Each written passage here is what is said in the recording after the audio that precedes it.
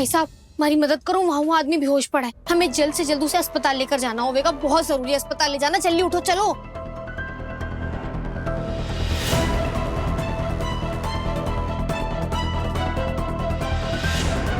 अरे भाई साहब जा कहाँ रहे हो? इन्हें उठाने में हमारी मदद तो कर दो। नहीं नहीं, मुझे इन फतरों में नहीं पड़ना। वैसे भी आजकल के चोर बहुत चालाक हैं। अस्पताल ले जाने के बहाने तुमने बीच रास्ते मुझे लूट लिया तो मैं तो जा रहा हूँ।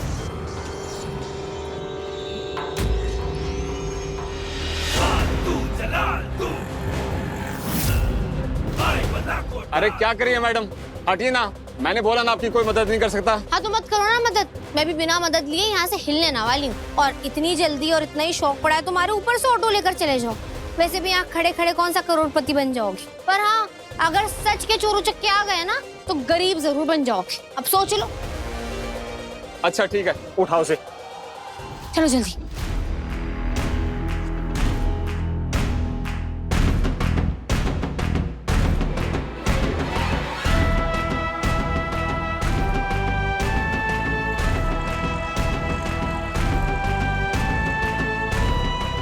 माता रानी, ऐसे लोगों ने मैं मुंह ना लगाऊं, इन्हें एकदम बाजू में बिठा दिए।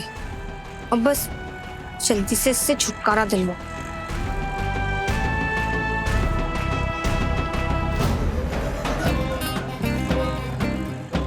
इतनी सारी छोरियां थी उस पार्टी में, फिर भी इसे मारी पल्ले पड़ी और तबीयत भी इसकी अभी खराब होनी थी। इसे एक बार जल्दी से इसे अस्पताल छोड़ाऊं और उसे घर वालों ने फोन कर दूं। उसके बाद तो ये जाने और इसके परिवार वाले।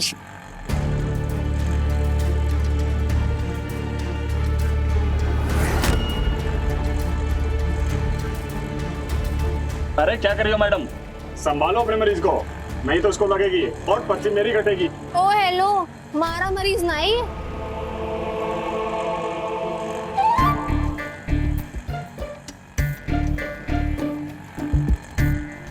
क्या बात है मर्सिडीज, मौका देखते तुमने मुझे बाहों में भर लिया। तुम होश में हो? सारी लड़की ऐसी होती है, मौका देखते ही चौका मार देती है। अच्छा बच्चों, अब समझी इतनी देर से नौटंकी कर रहे हो हमारे से बदला लेने के लिए। अब होश में हो ना तो सीधे बैठो, ठीक से बैठ, हिलना मत अब यहाँ से।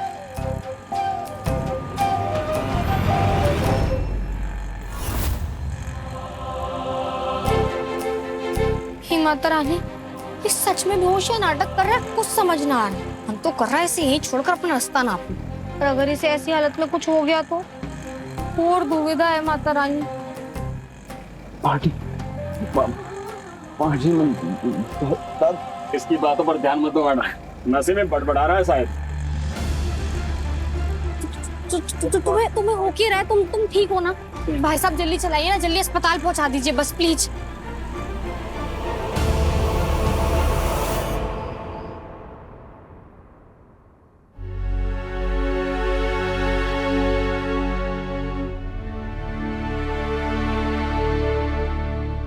अयान,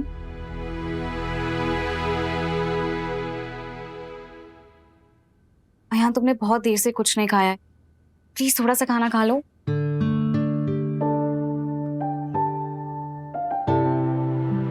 मुझे भूख नहीं। अरे भाई ऐसे कैसे चलेगा, कुछ तो खाना पड़ेगा, ऐसे तो तुम्हारी तबीयत खराब। भाई तुम्हें तो बुखार है। क्या बुखार? ओह गॉड अयान, तुम्हें तो बहुत तेज बुखार है। तुम प्लीज थोड़ा सा खाना खा लो वरना तुम्हारी तबीयत और खराब हो जाएगी।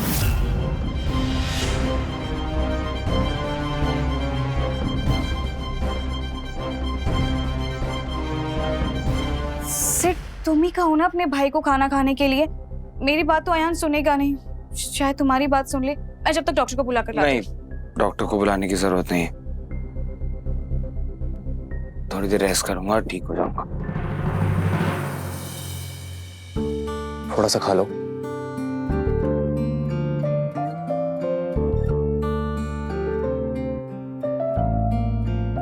तो कल कॉन्फ्रेंस के लिए जा रहा है ना? हाँ भाई, कॉन्फ्रेंस के बाद वहीं होटल में रुकूंगा, सारे मार्ट्स देख लूंगा, तो मैं आकर रिपोर्ट देता हूँ। मैं नहीं, मुझे कोई रिपोर्ट देने की जरूरत नहीं, ट्रस्ट यू यार।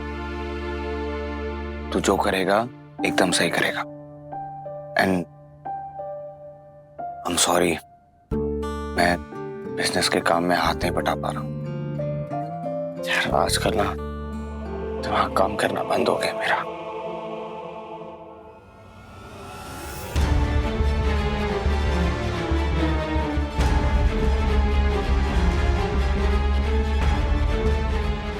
डॉक्टर साहब देखिए ना इसे क्या हो गया है।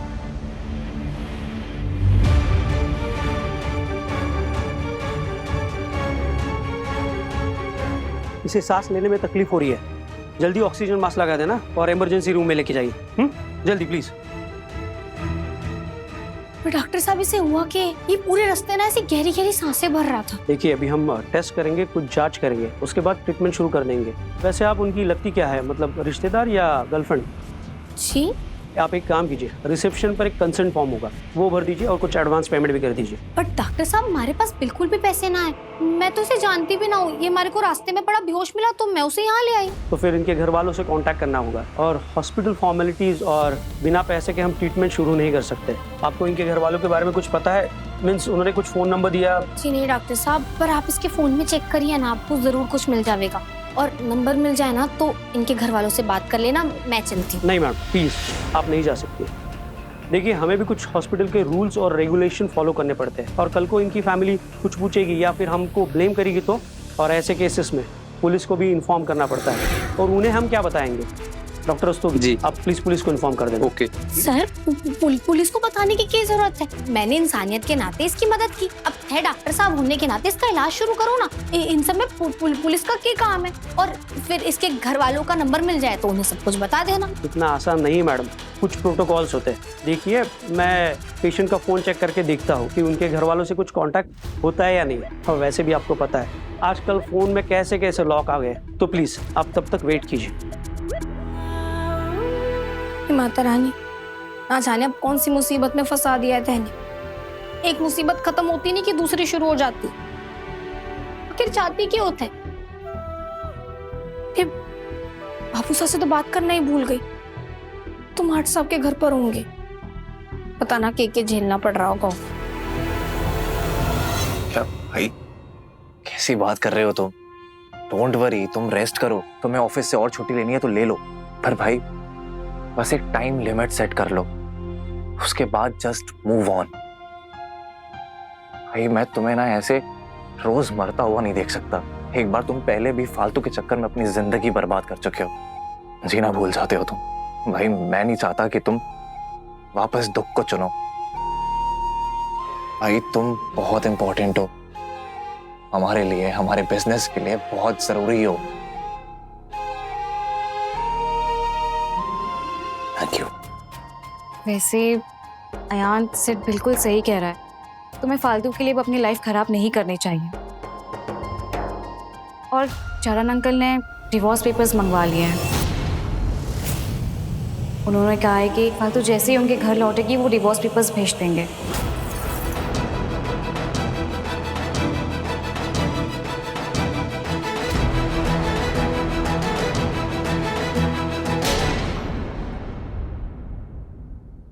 डिवोर्स?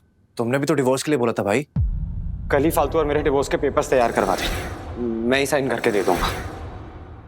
हाँ सेठ, लेकिन अयान तो गुस्से में था ना, और चरण जी को सोचना चाहिए था ना अपनी बेटी के बारे में। वो एक बेटी के फादर होके उसके डिवोर्स के बारे में कैसे बात कर सकते हैं? और मुझे तो ऐसा लगता है कि वो खुद भी खुश है फालतू और रूहान को एक साथ देखकर, तभी तो उसे डिफेंड कर रहे हैं वो। वैसे ये भी तो हो सकता है ना कि फालतू ने ये सब करने को कहा हो और वो हमें बता नहीं रहे हो।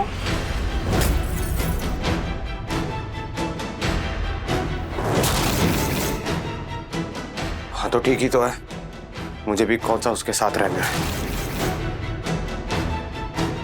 तुम लोग एक काम करो, कल मंगवा लो डिवोर्स पेपर्स, साइन करके मुंह पे मार दूंगा।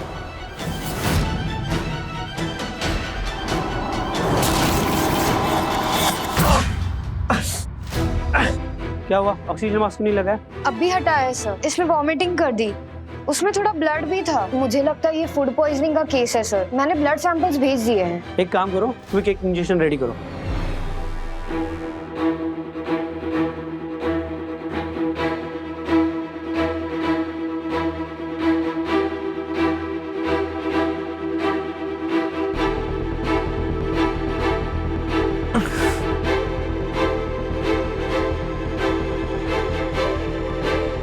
इसका फोन चेक करो और इसके कपड़े में अगर वॉलेट हो तो इनके घर वालों को कांटेक्ट करने की कोशिश करो। इसकी हालत और भी क्रिटिकल होते जा रही है। मैंने चेक किया है सर, फोन तो है लेकिन वॉलेट नहीं है। अब कैसे पहुंचेंगे इनके घर वालों तक?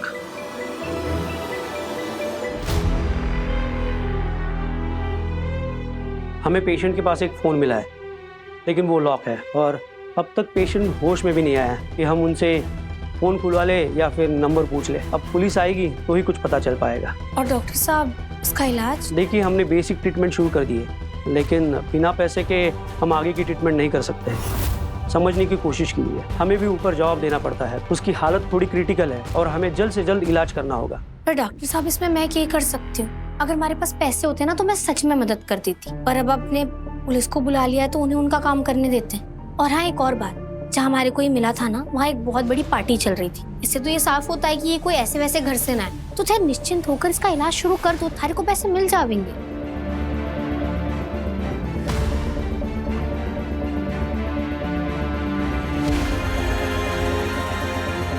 तेरा मन ना मानता है ना तो मारे ही कंगन रख लो।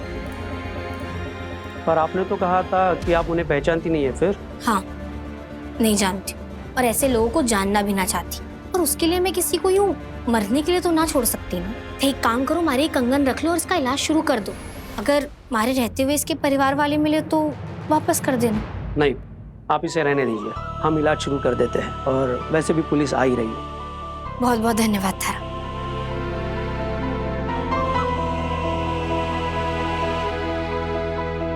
Are you sure, Ayan? अगर तुम्हें अभी भी कोई डाउट है तो प्लीज अच्छे से सोच लो, क्योंकि किसी भी रिश्ते में डिवोर्स बहुत बड़ा डिसीजन होता है और इसमें कोई यू टर्न नहीं होता है। अब सोचने को रहे क्या क्या है? जितना सोचना था सोच लिया मैंने। तुम लोग कल डिवोर्स पेपर्स मंगवाओ, साइन कर दूंगा। उसके बाद चरण जी का भी इस घर से कोई नाता नहीं रहेगा, वो भी जा सकते हैं। यार तुम लोग थोड़ी देर के लिए प्लीज मुझे अकेला छोड़ दोगे? तुम लोग भी थक गए होगे ना, जाकर रेस्ट कर लो। ओके अयान, तुम रेस्ट करो।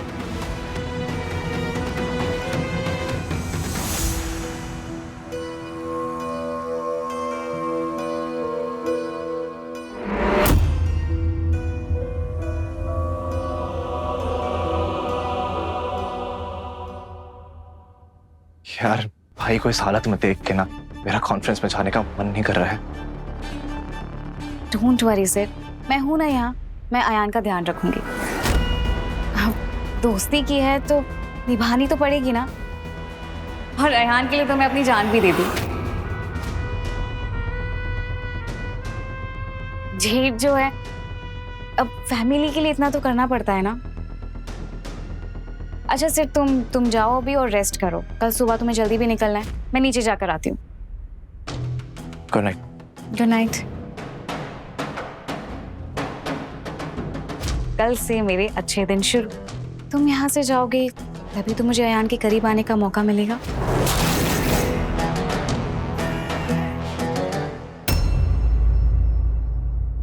ये लड़की कौन है तू? और जो आदमी अंदर एडमिट है उसे कैसे जानती हो? कौन सी पार्टी में थे तुम दोनों? ये तो बहुत ही खड़ूस है, इन्हें सच बताया तो भी गलत ही समझेंगे हमारे को। अब देखिए, मैं इनके साथ किसी पार्टी में ना थी, ये हमारे को बाहर सड़क पर बेहोश मिले। अच्छा, और वो बस तुझे ही मिला? झूठ बोल रही है, नाटक कर रही है मेरे सामने। चुपचाप सच बता दे, वरना मुझे उगलवाना बहुत अच्छे से आता है, समझी? देखिए सर जी, जब मैंने कह दिया कि मैं इस आदमी को ना जानती हूँ मतलब ना जानती हूँ। वैसे भी मैं अच्छे घर से हूँ, इस तरह के लड़कों से दूर ही रहती हूँ। मैं तो बस इंसानियत के नाते से यहाँ ले आई थी और थे उल्टा हमारे पर इल्जाम लगा रहे हैं। इसलिए लोग जरूरतमंदों की मदद करने से पहले 100 बार सोचते हैं। अगर हमारे को इस बंदे के बारे में पता होता ना तो थारे को यहाँ ना आना पड़ता। अब क्योंकि थे आ गए हो तो अपना काम करो और इसके घर वालों के बारे में पता करो ताकि हमारी जान छूटे। सॉरी मैम, एक्चुअली आप इन्हें जिस एरिया से लाए वहाँ हर तरह की पार्टीज होती है और काफ़ी गलत काम भी होते हैं, इसीलिए हमें थोड़ा स्ट्रिक्ट होना पड़ता है। वैसे थैंक यू इन्हें यहाँ लाने के लिए। अब आगे हम इनके बारे में पता कर लेंगे। डॉक्टर साहब, इनका फोन दीजिए। सर, वो पेशेंट के दादाजी का फोन आया है, हमें उन्हें सब बता दिया है, लेकिन उन्हें उस लड़की से बात करनी है जो पेशेंट को यहाँ लाई थी। आर्य से बात करनी है।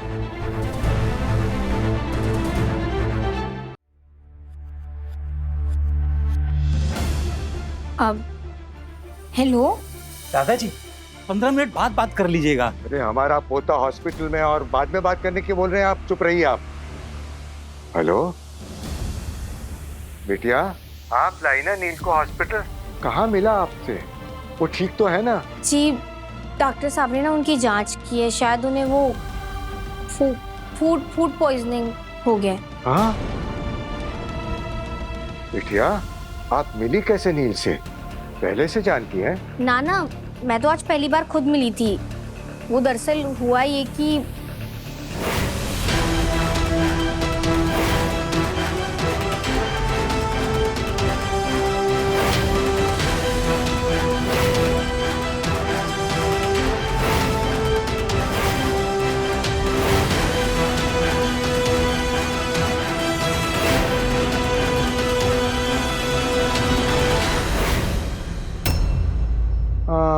अच्छा, अब मैं समझा कि हमारे कॉल्स क्यों नहीं उठाए जा रहे थे, और अभी उठाया तो किसी नर्स ने। अब आप ही बताओ बिटिया कि दिनों दिन ये लड़का घर से गायब रहेगा और फोन किसी हॉस्पिटल में उठाया जा रहा है, तो इस बूढ़े आदमी को हार्ट अटैक नहीं आ जाएगा? अच्छा एक बात बताइए, आप किस हॉस्पिटल में हैं?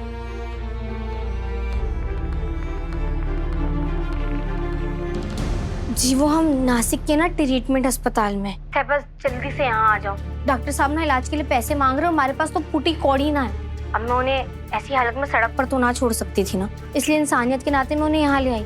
पर अब भारी को भी जाना है, समझने की कोशिश कीजिए प्लीज। हम समझते हैं बिटिया, लेकिन बात क्या है कि हम अभी अभी आगरा से मुंबई शिफ्ट हुए हैं। अब मुंबई से नासिक आने में थोड़ा समय तो लगेगा ना। लेकिन बिटिया, हमारे पोते के इलाज में जरा भी देरी नहीं होनी चाहिए। एक काम करिए, आप फोन लाउड स्पीकर पर लगाइए। जी। हेलो डॉक्टर, हम ब्रिजमोहन भारद्वाज बोल रहे हैं। नया सफर शू कंपनी का नाम तो आपने सुना होगा ना? जी हम उसी के मालिक हैं। देखिए, हमारे पोते के इलाज में आप पैसों की बिल्कुल चिंता मत कीजिए। आप अपने अकाउंट की डिटेल्स हमें भेज दीजिए, हम तुरंत आपको पैसा ट्रांसफर कर देंगे। ठीक है, मैं भेज देता हूँ। लेकिन हमारे पोते के इलाज में बिल्कुल देरी नहीं होनी चाहिए। आप बुझ रहे हैं ना?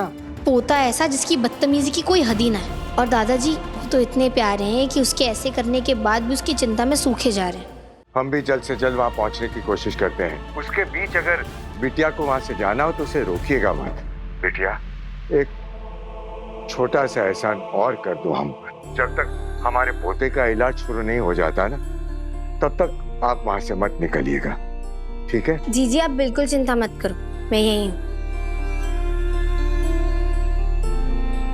डॉक्टर जल्दी चलिए, पेशेंट की हालत बहुत ज्यादा खराब है। खून की उल्टियां कर रहा है वो।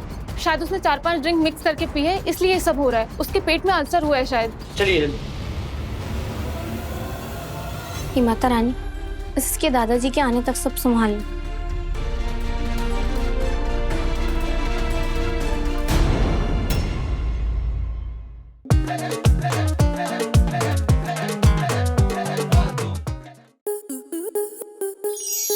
स्टार प्लस के ऐसे ही और बेहतरीन लम्हे देखने के लिए सब्सक्राइब करें हमारे YouTube चैनल को।